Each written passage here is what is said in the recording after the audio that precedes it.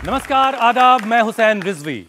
न पूछ मुझसे लज्जत खानमा बर्बाद रहने की, नशेमन मैंने सैकड़ों बना के फूंक डाले हैं।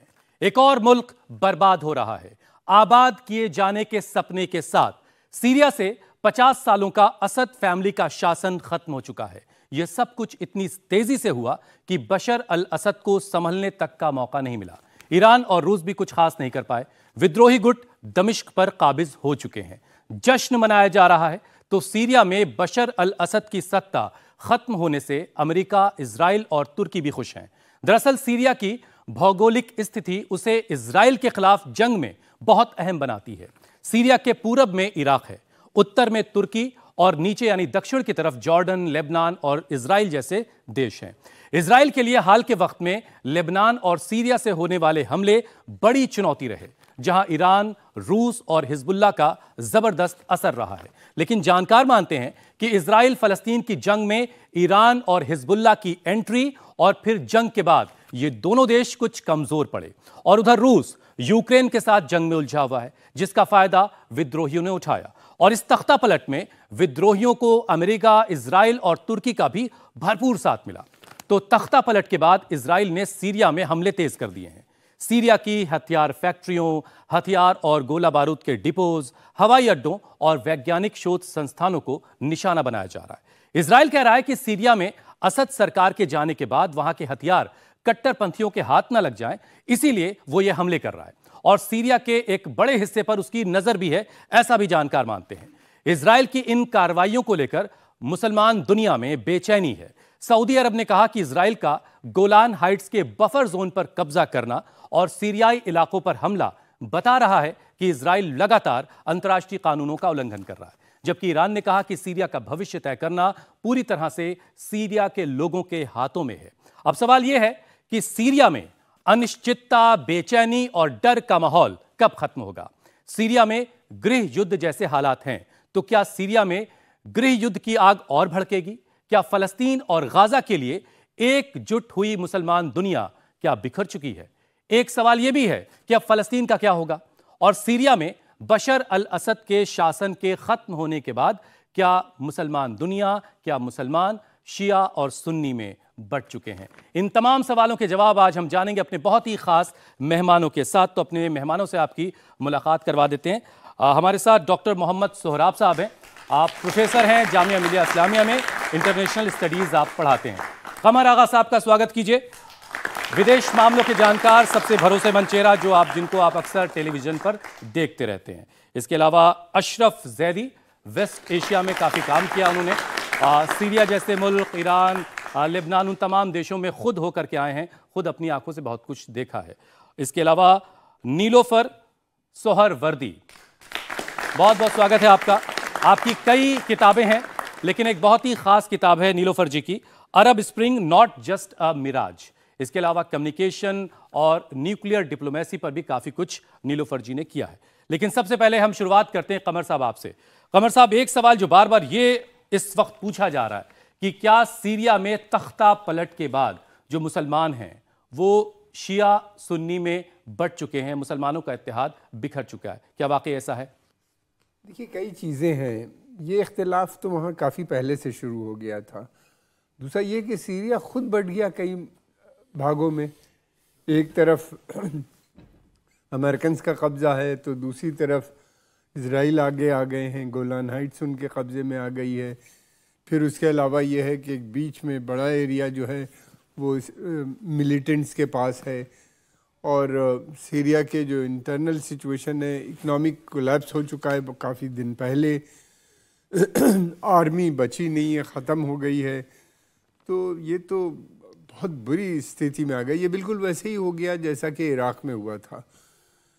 सीरिया अब बेसिकली लोग इस बात से भी चौंक रहे कमर साहब कि जहां रशिया था, जहां ईरान था, जहां हिजबुल्लाह था, वहां ये 10-11 दिनों में विद्रोहियों ने कैसे इतना ऑर्गेनाइज्ड वे में कैसे कब्जा कर लिया और कोई रेजिस्टेंस नहीं हुआ?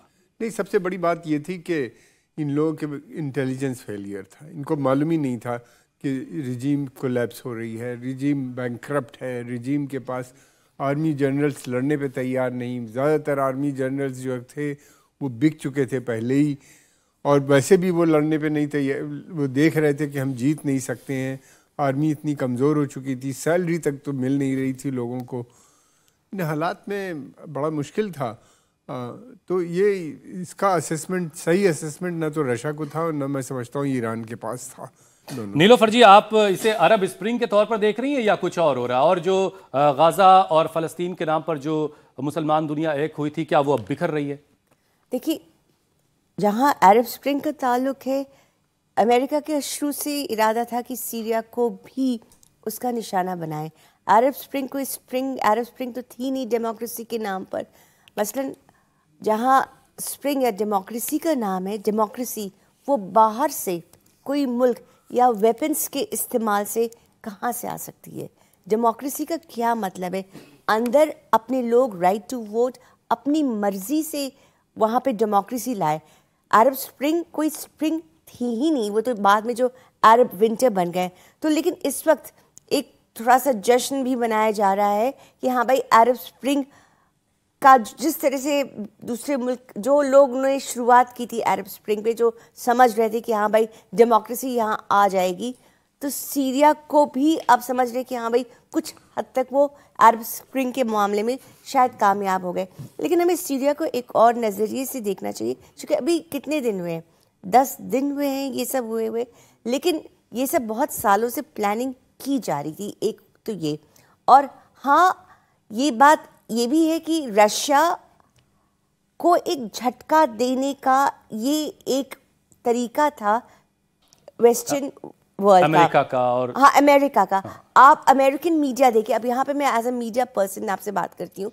जो अमेरिका का सबसे मशहूर अखबार है, वहाँ का एक opinion piece, a big defeat for Russia, तो हम समझे शायद यूक्रेन में कुछ हो रहा हो, मैंने पूरा पढ़ा, उसमें सीरिया का, यहाँ असद का हट जाना, ये जो हंगामा हुआ है सीरिया में, उसके नज़रिए से वो देख रहे हैं कि अ बिग डिफीट फॉर रशिया। तो ये सिर्फ आप सीरिया तक महदूद नहीं है, ये एक तरह से तरीका है रशिया को झटका देने का। अब डिप्लोमेसी क्या है? जहाँ जंग होगी वहाँ ना डिप्लोमेसी रहेगी ना डेमोक्रेसी। वेपन्स से, वोट से डेमोक्रेसी बनती है। डिप्लोमेसी, जहाँ जंग होती है, हथियार का इस्तेमाल किया जाएगा, उसको हम एक फेलियर ऑफ डिप्लोमेसी कहेंगे। सो आप सीरिया को इन सब नजरियों से इंटरनेशनल डिप्लोमेसी का फेलियर है। अरे बाबा, अगर आप हथियार इस्तेमाल करके किसी को हटा रहे हैं, that's not democracy, that is not Arab spring. लेकिन उसको वो नजरिए से देखने की कोशिश की जा रही है। मोहरा सीरिया है, जंग किसी और के बीच में है। ठीक है। सोहराब साहब, जरा आप समझाइए कि जो सीरिया के लोग हैं वो इस तख्ता पलट से कितना खुश हैं और दुनिया भर के मुसलमान इसको कैसे देख रहे हैं? मैं बहुत सारे लोगों को पढ़ रहा था, बहुत सारे लोग इसे इसके खिलाफ लिख रहे हैं, लेकिन बहुत सारे लोगों में इस तख्ता पलट को लेकर के खुशी भी है, जिसकी वजह से ये कहा जा रहा है कि मुसलमान जो है शिया सुन्नी में बढ़ गए। देखिए, सीरिया एज ए नेशन, एक राष्ट्र के हिसाब से वो तो बहुत ही फ्रेगमेंटेड हो चुका है, जैसे कमर आगा साहब ने पॉइंटेड किया है। इंटरनली बहुत ज़्यादा डिवाइडेड वो कौम हो चुकी है। बशारुल असद की जो गवर्नमेंट की कंट्रोल थी वो दमिश्क पे थी और बहुत ही छोटे इलाके पे थी।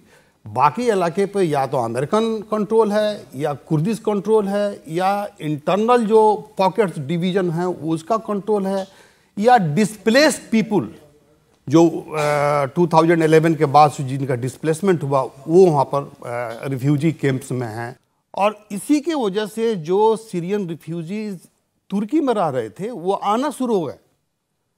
बॉर्डर्स पर भीड़ लगी हुई है और रिटर्निंग बैक हो रहा है। इसी होप से जो सीरियन रिफ्यूजी थोड़े से दिल्ली में रहते हैं, मैं कल एक शाहीन बाग में मुझे एक फैमिली से मुलाकात हुई, बहुत खुश थे। वो कह रहे थे कि बस चंद दिनों में हम लोग चले जाएंगे यहाँ से। तो ये कहीं ना कहीं जो होप जनरेट किया है रीजनल लेवल पे, इंटरनली एंड रीजनल लेवल पे, वो अब तक के जो डेवलपमेंट है वो पॉजिटिव ट्रेंड की वजह से किया है। जहाँ तक इंटरनेशनल डिप्लोमेसी का मामला है तो चंद साल के अंदर, हार्डली 5 साल के अंदर, 4 साल के अंदर इंटरनेशनल डिप्लोमेसी में भी बहुत ज़्यादा तब्दीली आई है। इसमें एक निगेटिव पहलू है, एक पॉजिटिव पहलू है। अगर रसा के मुतालिक देखा जाए, रसा खुद यूक्रेन जंग में फंसा हुआ है। दूसरा ये कि रसा की एक लार्जर कोशिश ये है कि मुस्लिम वर्ल्ड से, अरब वर्ल्ड से उसके एक जनरल रिलेशनशिप इंप्रूव हो। तो इसके लिए वो किसी एक पार्टिकुलर पार्टी के साथ आइडेंटिफाई नहीं करना चाह रहा था।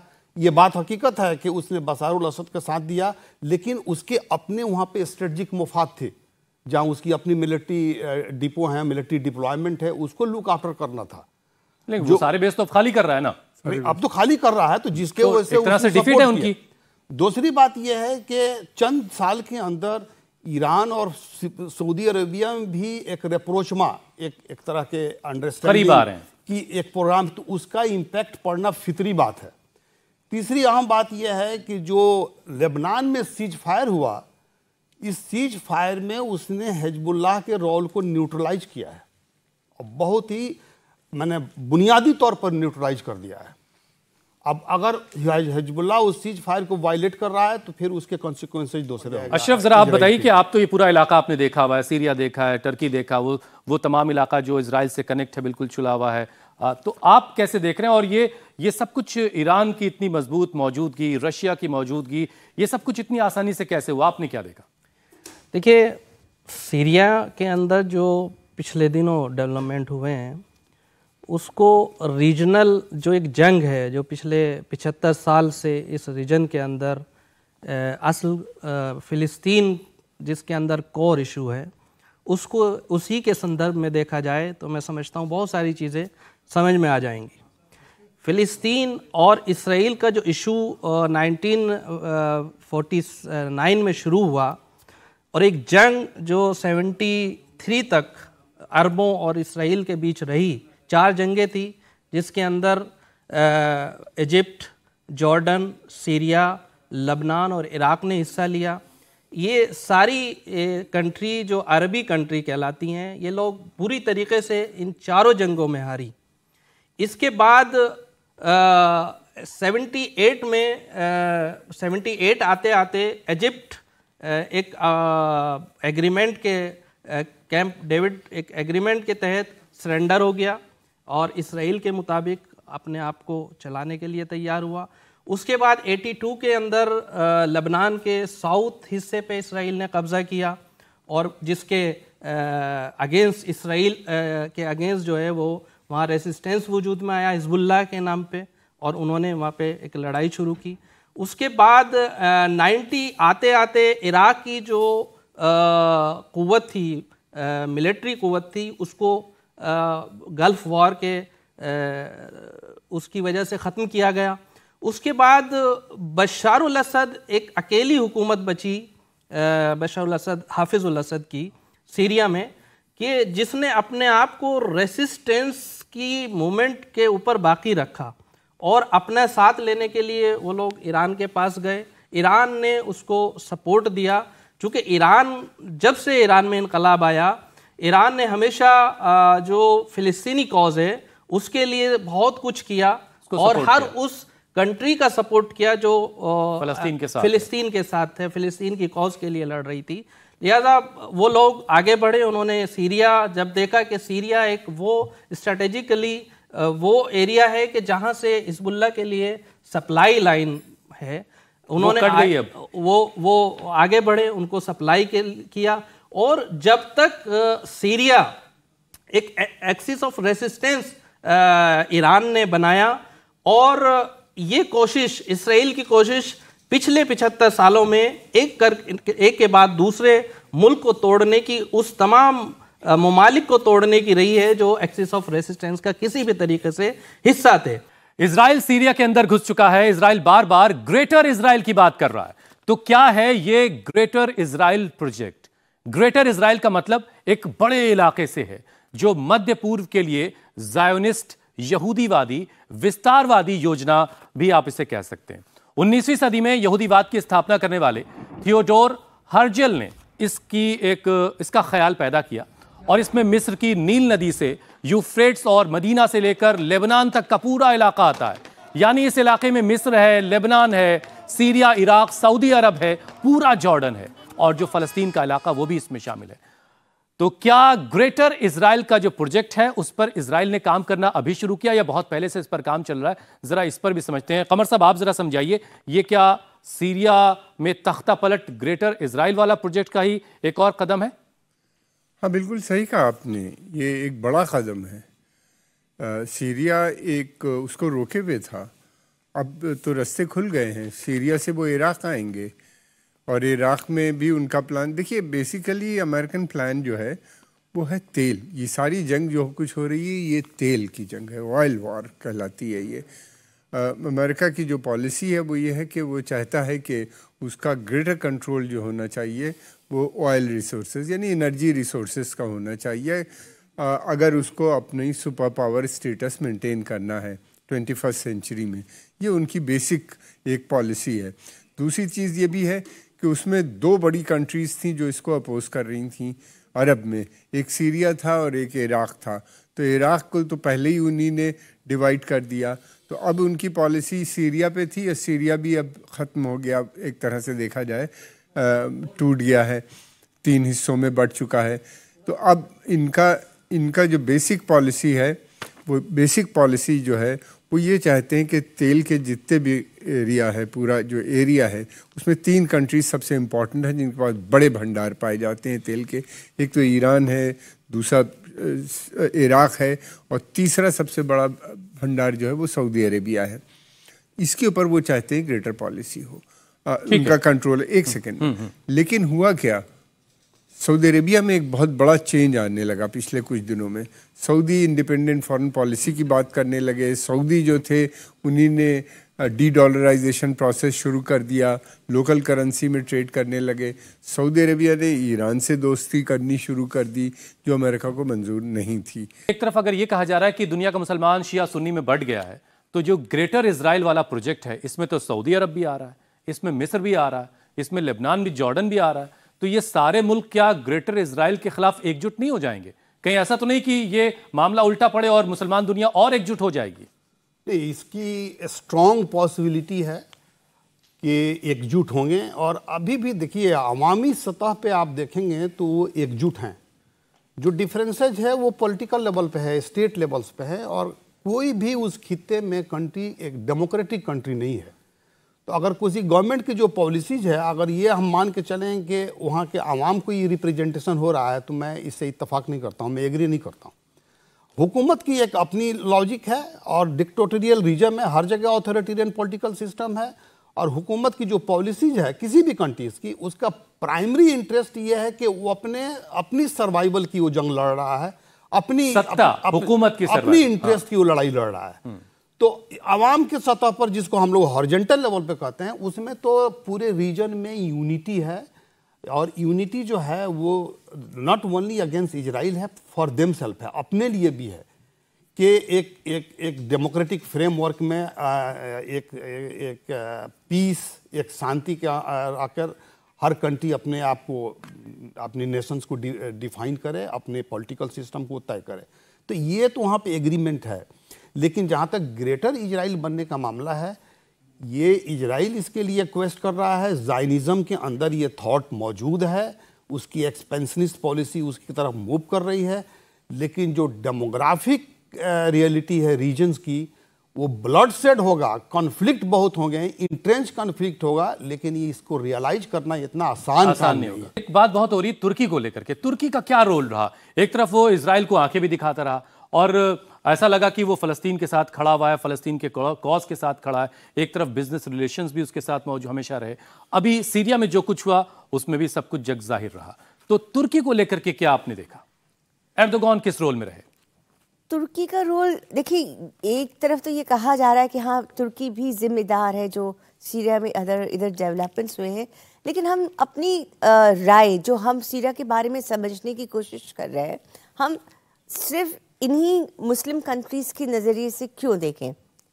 हिंदुस्तान के नज़रिए से हिंदुस्तान, देखिए हिंदुस्तान ने भी वही बात कही है कि हाँ वो चाहते हैं कि जो सीरियंस चाहते हैं वही वहाँ पर हो, अमल आए, नॉर्मल ज़िंदगी वो सब रहना शुरू कर दे। जो सीरिया में हंगामा हुआ है, और मैं फिर आपसे अरब स्प्रिंग की तरफ जाऊंगी, जो 10-20 साल पहले शुरू हुआ था, 10-20 साल में जो ये शुरुआत हुई थी और अब में वक्त में बहुत फ़र्क आ गया है। उस वक्त अमेरिका या वेस्टर्न पावर्स ने अपनी फ़ौजें दूसरे मुल्क में भेजी थी, लिबिया, इराक। अब क्या वो सीरिया में भी ऐसे ही करेंगे? मुझे तो ऐसा नहीं लगता, क्योंकि अब मीडिया वर्ल्ड, कम्युनिकेशन बहुत आगे बढ़ गया है। दूसरी एक बात यह है कि तुर्की खुले आम पूरी तरह से कुछ कह नहीं पाएगा, कर नहीं पाएगा खुलेआम। अब सीरिया में वो भी उसके खुद के इंटरेस्ट क्या है सीरिया में, कुर्द वाला जो मामला है? देखिए, जो अभी फिलहाल हमें थोड़ा 10 दिन ही हुए और वेट करना पड़ेगा। हाँ, थोड़ा और वेट करना चाहिए। हम अज्यूम नहीं कर सकते। फिलहाल जो अरब कंट्रीज है सारी, उन्होंने बहुत ही श्रूड डिप्लोमेटिक स्ट्रैटेजी अपनाई है। कहा कि भाई जो सीरियंस चाहते हैं वही वहां पे हो, और वो जो भी हुकूमत आए उनसे बातचीत करने के लिए तैयार हैं। जरा हम दर्शकों को बता दें कि भाई ये HTS जो है, हयात तहरीर अल शाम, ये क्या है? साल 2016 में ये ऑर्गेनाइजेशन बना। इसका नाम जरूर नया है, लेकिन ज्यादातर जो अल कायदा के लोग हैं, उसके जो आतंकी, वही इसके मेंबर हैं। अल कायदा, अल नुसरा फ्रंट और हयात तहरीर अल शाम एक दूसरे से सब ये कनेक्टेड है। अल नुसरा फ्रंट जो है वो 2011 में बना। अल बगदादी ने सीरियाई सेना से लड़ने के लिए इसको कायम किया था, इसको बनाया था। सीरिया में ये अल कायदा की एक ब्रांच थी जो 2011 में बनी थी।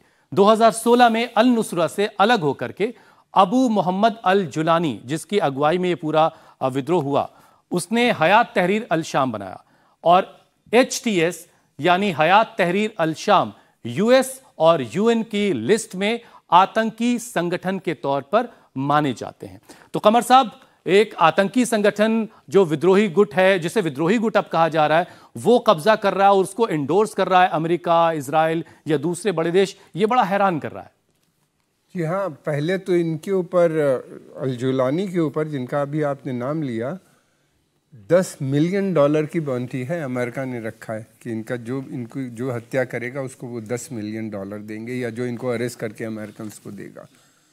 अब वो ये कहते हैं कि ये रेबल हो गए। पहले आतंकवादी कह रहे थे, अब कह रहे हैं रेबल हो गए। रेबल के लिए और आतंकवाद में बहुत फ़र्क है। रेबल की वो स्टेटस नहीं होता, जो होता है रेबल उसने किया है, उसका राइट है रेबल करना मुल्क के ख़िलाफ़। अब वो कहने लगे कि भाई ये जो रेबल है ये बहुत ही, कुछ ने कहा वेस्टर्न मीडिया ने कि ये प्रोग्रेसिव रेबल है, और अब ये कह रहे हैं बहुत प्रैग्मेटिक है। यानी धीरे धीरे अमेरिकन इस क्लोज आ रहे हैं इसको रिकॉग्नाइज करने के लिए, इस ग्रुप को रिकॉग्नाइज करने के लिए।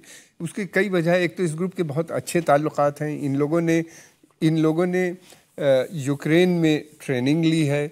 यूक्रेन में इनकी ट्रेनिंग हुई है। इसमें से बहुत से ग्रुप के लोग जो थे यूक्रेन में ट्रेनिंग हो रहे हैं। बहुत सारी रिपोर्ट्स तो ऐसी थी कि वहां से वेपन्स भी वहां पहुंचे। जी, वेपन वहीं पे उन्हीं ने ड्रोन्स की ट्रेनिंग ली, वहीं पे वेपन भी इनको मिले। फिर उसके अलावा इनके जो लोग जख्मी होते थे वो इजराइल जाते थे ट्रीटमेंट के लिए। इजराइल से जब पूछा गया तो इजराइल ने कहा हम ह्यूमैनिटेरियन ग्राउंड पे देते थे, इसलिए नहीं शुक्रिया भी अदा किया गया HTS की तरफ से। हाँ, 2011 से ये सिलसिला चल रहा है, जब से ये मतलब अलकायदा और ISIS का हुआ। तो ये एक अच्छा। दूसरी बात ये, जैसा इन्हीं ने बताया अभी हमारे साथी ने, कि ग्रुप्स बहुत हैं, इनके इंटरेस्ट अलग अलग हैं। एक दो आइडियोलॉजी बहुत डोमिनेंट है। एक तो वहाबी सल्फी आइडियोलॉजी है जो अल जुलानी के साथ है, और दूसरी वहाँ पे जो आइडियोलॉजी है वो है अख़वान मुस्लिमीन की, यानी मुस्लिम ब्रदरहुड की, जो इजिप्ट में मिस्री जब वहाँ पे उसके बाद अरब स्प्रिंग के बाद जो वहाँ पे हुकूमत बनी थी, वो लोग आइडियोलॉजी हैं। दोनों आइडियोलॉजी जो है बहुत मुख्तलिफ हैं। तो डर इस बात का है, मैं ये नहीं कह रहा हूँ कि लड़ाई हो जाएगी, डर इस बात का है कि इसमें क्लैश भी हो सकता है। इसलिए कि हमने इराक़ में भी देखा और फिर उसके अलावा वहाँ भी देखा, अफ़गानिस्तान के अंदर भी बड़े भयंकर लड़ाइयाँ हुई आपस में। एक चीज़ और मैं कहना चाहूँगा, टर्की का रोल बहुत डूबियस है।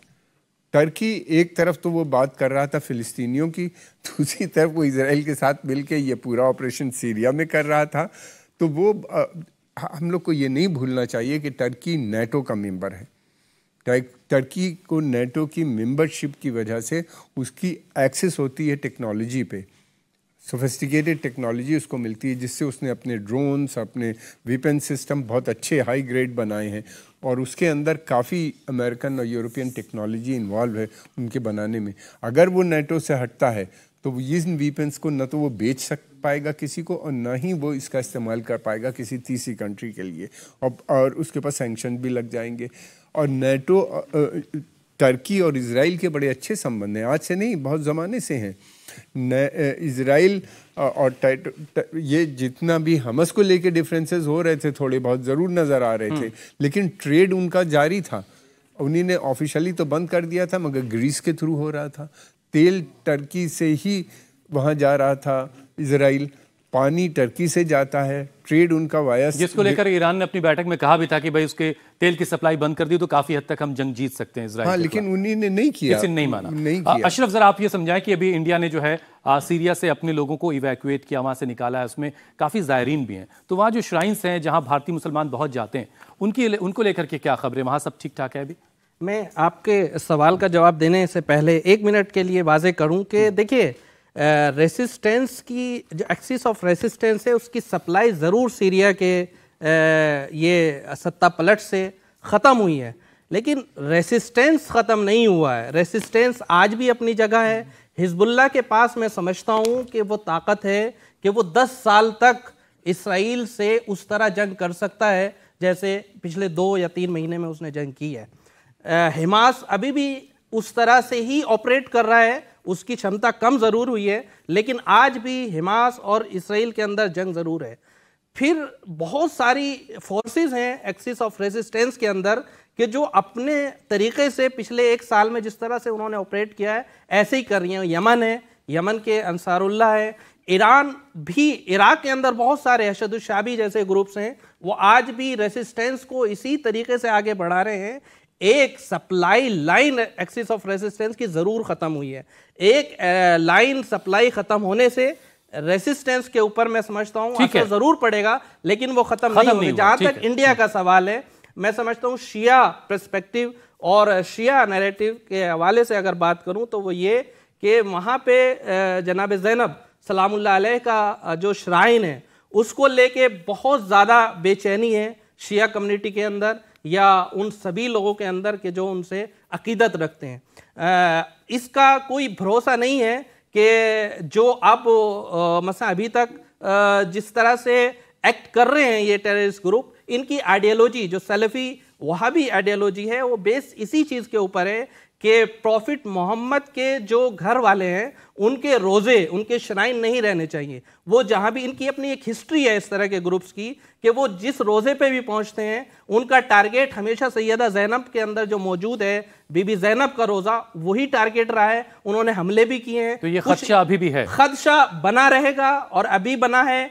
और मैं समझता हूँ सीरिया आइंदा डिस्टेबल होता रहेगा और जितनी ज़्यादा वहाँ डिस्टेबिलिटी बढ़ेगी वैसे वैसे ये खतरात बढ़ते चले जाएंगे। चलिए जरा ऑडियंस से भी कुछ सवाल हम ले लेते हैं क्योंकि बड़ी देर से इंतजार हो रहा है। भाई कोई सवाल आपके पास है तो जरा। मेरा नाम रजनी है। मेरा क्वेश्चन ये है कि जैसे अभी रशिया और यूक्रेन का वॉर हुआ एंड उसके बाद हम इजराइल और फिलिस्तीन, फिर इजराइल और सीरिया, इन सब के वॉर हो रहे हैं, तो ये क्या वर्ल्ड वॉर का रूप ले सकते हैं और इसमें इंडिया का क्या रोल हो सकता है? बस क्या ये वर्ल्ड वॉर की तरफ बढ़ना है? सोहराब साहब आप बताइए।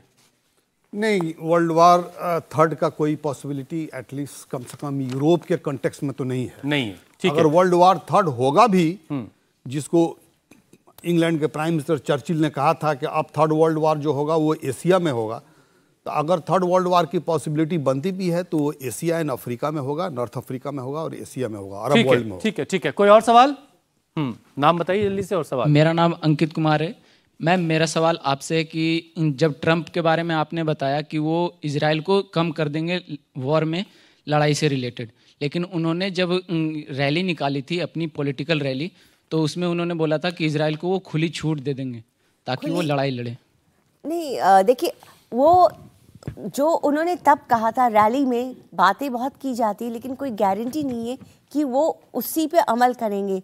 अब हमें वेट करना है, वॉच करना है। जहाँ तक उन्होंने ये भी कहा था कि रैली में तो कह दिया होगा, लेकिन जो एक इजराइल को वार्निंग भी दी थी कि इतनी हद तक वो और आगे बढ़ने नहीं देंगे। ठीक है, ठीक है। कमर साहब, एक बात बड़ी हो रही है हिंदुस्तान में कि भाई जहां मुसलमान हैं, मुसलमान मुल्क में आपस ही में लड़ रहे हैं, आपस ही में एक दूसरे का खून बहा रहे हैं। हिंदुस्तान में तो चलिए गैर मुसलमान और मुसलमान के मामले, मंदिर मस्जिद के मामले, सीरिया है या दूसरे और तमाम जो मुल्क हैं, वहां पर मुसलमान आपस ही में लड़ रहे हैं, यानी जहां होते हैं मुसलमान वो एक दूसरे का खून बहाते हैं। असल में जिस तरह की पॉलिसीज़ इन कंट्रीज़ ने अडॉप्ट की हैं, अप्लाई की है, उसकी वजह से बहुत टेंशन है। और एक चीज़ और भी है कि ये पूरा जो खित्ता है अरब देश, इसके पास तेल सबसे ज़्यादा, और यही इसके लिए बड़ी प्रॉब्लम बन गई है। इसकी वजह से बेइंतहा फॉरेन इंटरवेंशन है, वीक डिपेंडेंट स्टेट्स हैं। जो स्टेट अमेरिकन पॉलिसी के ख़िलाफ़ होती है उसके ऊपर अमेरिकन सैंक्शंस लगा देते हैं। सैंक्शंस के बाद अगर वो कमज़ोर करते हैं, फिर रिजीम चेंज की पॉलिसी आ जाती है। उसके चलते हुए हम ज़्यादातर देश को देख रहे हैं कि इकनॉमिकली कोलैप्स हो रहे हैं। इराक़ सद्दाम हुसैन के पीरियड में बिल्कुल वर्चुअली कोलैप्स हो चुका था, तेल होने के बावजूद। फिर उसके अलावा हमने देखा जिस तरीके से सीरिया में भी हुआ, इतना ज़्यादा इंटरवेंशन था जिसकी कोई इंतहा नहीं, इजराइल का ख़ास तौर से। तो ये उसके बाद फिर ये बढ़ जाते हैं, आपस में इनकी लड़ाइयाँ होने लगती हैं, रीजन बढ़ जाता है। लीबिया के अंदर अच्छा खासा लीबिया चल रहा था, कोई प्रॉब्लम नहीं थी। गद्दाफी एक डिक्टेटर थे, सभी जगह डिक्टेटर थे पूरे अरब देश में, कहीं भी आपको उस तरफ तो चलिए पेट्रोल है। बांग्लादेश में क्या हो गया? बांग्लादेश में भी वही हुआ, बाहर से आउटसाइड इंटरफियरेंस है, पाकिस्तान लेके आया, लेकिन पेट्रोल तो नहीं है यहाँ पे। पाकिस्तान ने ट्रेन किया इन लोगों को, वहाँ पे इन्फिल्ट्रेट किया गया। लेकिन एक बात बता दूं, बांग्लादेश में एक बहुत बड़ा ग्रुप है जो काफ़ी सेकुलर है, लिबरल है, सूफीज़म से काफ़ी इन्फ्लुएंस्ड है। वो वहाँ पे बाद में, अभी उसके पास लीडर लेस है, लेकिन जल्दी ही वो इन लोगों से लड़ाई भी लड़ेगा। और लीबिया में भी यही है, सीरिया में भी यही है। सीरिया में एक बहुत बड़ा ग्रुप है, वो असद को तो चाहता था कि चले जाए, इसलिए कि असद बिल्कुल फेल हो गए थे आखिर में आके, मगर वो ये नहीं चाहता था कि अल-नुसरा या अल-कायदा जैसी हुकूमत इस तरह के ऑर्गेनाइजेशन यहाँ पर जिसकी वजह से 15 साल के करीब असद बैठे रहे। तो अब एक फाइनल कमेंट नीलोफर जी आपसे शुरू करते हैं, एक मिनट। आप ही के पॉइंट पे कहूंगी कि हाँ, मुसलमान को मारा या धर्म। देखिए, जो हाल 20 साल पहले था यहाँ हिंदुस्तान में, तब लोग डरते थे एक भी कम्युनल राइट की खबर भी छापने में। अब ऐसा नहीं हो रहा है, और अगर सभी एक दूसरे को मार रहे होते तो कोई बचता ही नहीं। एक तो 50,000 से ज्यादा लोग फलस्तीन में मारे जा चुके हैं, लेबनान में बहुत सारे लोग जाने गए। यहाँ अमेरिका में छोटे छोटे बच्चे बंदूक लेके न जाने कितने लोगों को मार रहे हैं। उसको वो लोग टेररिस्ट नहीं कहते हैं। उसको हमें ये जरूर ध्यान में रखना चाहिए कि मीडिया कब किस न्यूज़ को कितना ज़्यादा फैलाता है। अब यहाँ पे अगर एक आदमी भी बंदूक उठा लेगा, ये जरूर है, अगर वो मुसलमान रहेगा उसको आतंकवादी समझा जाएगा, हिंदू रहेगा आतंकवादी नहीं कहेंगे। ये किस नजरिए से आप किस खबर ये कैसे और क्यों हो गया? ये एक जहनियत है जो बदलने की जरूरत। बंदूक क्यों कोई उठाए खामखा के लिए? वो एक बच्चा अमेरिका में भी क्यों उठा के किसी का कत्ल करे? और यहाँ पे भी लोगों में सेकुलरिज्म, आई थिंक जितनी सेकुलरिज्म हिंदुस्तान में वो शायद दुनिया के किसी और मुल्क में नहीं है। लेकिन यहाँ पे एक भी हंगामा होता है, दूसरे वाले बाहर की कंट्रीज इसको नेगेटिव कम्युनल टेररिस्ट अप्रोच देते हैं, तो और अपने वाली घटना को नहीं बताते हैं। हाँ, अच्छी चीजों को नहीं बताते। इतने लोग बचे हुए हैं यहाँ पे, अगर सब एक दूसरे को मारते रहते हैं, जैसे आप कह रहे हैं सब मारे जा रहे हैं, रहता कौन यहाँ पे? ठीक। सोहराब साहब, एक फाइनल कमेंट आपका, बहुत छोटा सा। देखिए, मैडम ने इनडायरेक्टली बता दिया बड़ी वाज़ेह तौर पे कि फ्रेमिंग कैसी की जाती है किसी न्यूज को, किसी चीज को। पॉलिटिक्स बिहाइंड फ्रेमिंग क्या है उसको देखिए। और ये जो फ्रेमिंग की आज के दौर में है, किस तरह से इस्लाम को ही source of terrorism and conflict declare किया गया, जबकि मैं मानता हूं कि जो टेररिज्म है या किसी भी तरह का कॉन्फ्लिक्ट है वो इंसानी इंटरेक्शंस, पॉलिटिक्स का नतीजा होता है, कोई धर्म डायरेक्ट सोर्स नहीं है यहाँ पे। किसी भी टेररिज्म का। मैं इस्लाम खुद अपने आप में टेररिज्म का या किसी भी कॉन्फ्लिक्ट का सोर्स नहीं है, जैसे और रिलीजन नहीं है।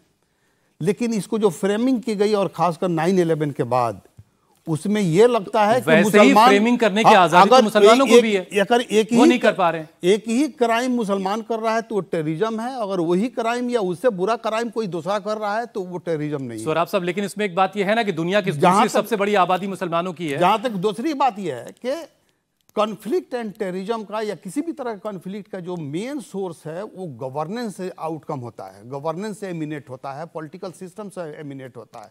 बांग्लादेश में कोई भी बाहर का इंटरफेरेंस नहीं हुआ था, जो शेख हसीना की पॉलिसीज थी उसने तमाम चीजों को ठीक है। नीलोफर जी, आप कुछ कहना, बहुत छोटा सा प्लीज, टाइम। पैलेस्टाइन में इन्होंने जो बात कही, देखिए अमेरिका में जब कोई सिख कोई गलत काम करता है, कोई हिंदू गलत काम करता है, कोई मुसलमान कोई वायलेंट, या इन तीनों मजहबों को फॉरेन टेररिस्ट करार कर दिया जाता है।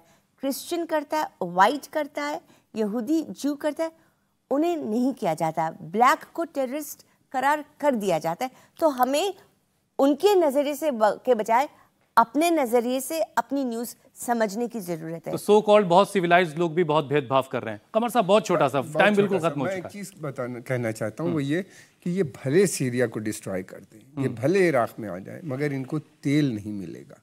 जो ये सोच रहे हैं कि तेल पे इनका ग्रेटर कंट्रोल हो जाएगा, वो नहीं पहुंचेगा।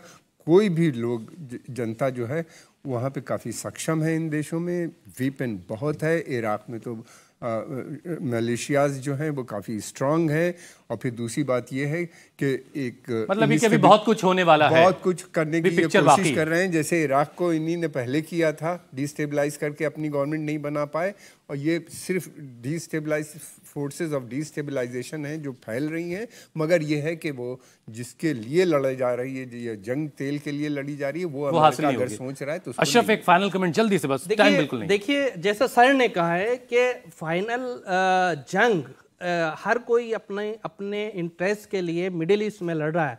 दुनिया जानती है कि मिडिल ईस्ट के अंदर जो जितनी हिस्सेदारी अपनी तय करेगा, आइंदा के वर्ल्ड ऑर्डर में वो उतना ही ताकतवर होगा, चाहे वो ईरान हो, तुर्की हो, रशिया हो, अमेरिका हो या खुद इसराइल हो। ये लोग अपनी अपनी हिस्सेदारी, आने वाले जो वर्ल्ड ऑर्डर है, वर्ल्ड ऑर्डर तेजी से बदल रहा है दुनिया का, उसमें अपनी हिस्सेदारी कायम रखने के लिए सारे कर्तव्य कर रहे हैं। मैं समझता हूँ इसराइल का जो हाल पिछले 1 साल में हुआ है और छोटे छोटे ग्रुप्स के लड़के जितना वो कमज़ोर हुआ है, इससे ज़्यादा पहले कभी इसराइल इतना ज़्यादा कमज़ोर नहीं हुआ है। और मैं समझता हूँ रेसिस्टेंस बाकी रहेगा। और ईरान अभी इतना सक्षम है कि वो पूरे मिडिल ईस्ट को, जिस तरह से नारा दिया जा रहा है वेस्ट की तरफ से कि न्यू मिडिल ईस्ट हम लोग बना रहे हैं, न्यू मिडिल ईस्ट शेप कर रहे हैं, मैं समझता हूँ वो ईरान को इग्नोर कर ईरान की ताकत को साइड लाइन कर न्यू मिडिल ईस्ट नहीं बना सकते। न्यू मिडिल ईस्ट आने वाला वक्त तय करेगा, वहाँ की पब्लिक तय करेगी। फिलिस्तीन का भी उसके अंदर रोल होगा। जब तक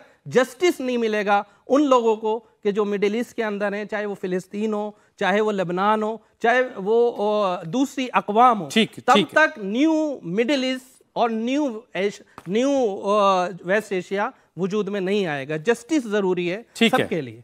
चलिए, आने वाला वक्त तय करेगा कि इस पूरे इलाके में क्या होने वाला है। लेकिन बशर अल असद के शासन के खत्म होने के बाद सीरिया में बहार आ जाए तो क्या कहने। असद शासन के साथ साथ गोला बारूद और खून खराबे से अवाम को आज़ादी मिल जाए तो क्या कहने। लेकिन दुनिया के हालात पर नजर रखने वाले बहुत से जानकार बहुत सी चिंताएं भी जाहिर कर रहे हैं। कहीं सीरिया एक और लीबिया न बन जाए, कहीं सीरिया एक और इराक न बन जाए, कहीं सीरिया गृह युद्ध की आग में जलकर खाक ना हो जाए, कहीं सीरिया के टुकड़े टुकड़े ना हो जाएं। तो दुनिया भर के मुसलमानों के जहन में भी बहुत सारे सवाल उबाल मार रहे हैं। टेररिस्ट कैसे गुड टेररिस्ट बन गया? कौन किसके हाथों बिका है? किसने अपना ईमान बेच दिया है? शाह बिकते हैं, फकीर बिकते हैं, यहां सगीर और कबीर बिकते हैं, कुछ सरेआम बिकते हैं, कुछ पसे दीवार बिकते हैं। जरा तुम दाम तो बोलो, यहां ईमान बिकते हैं। बहुत बहुत शुक्रिया, बहुत बहुत शुक्रिया इस कार्यक्रम में आने के लिए।